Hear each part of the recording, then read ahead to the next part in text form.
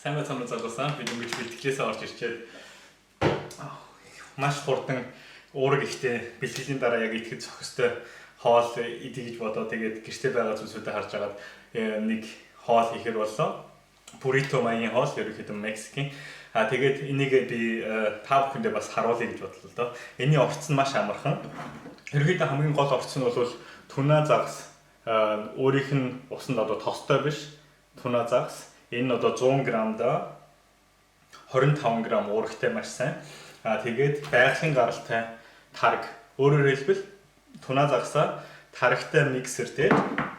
Тэгээд соус үсгээд тэр соусаа бурритогийн талхан дээр түрхээ тэгээд идэх гэсэн үг.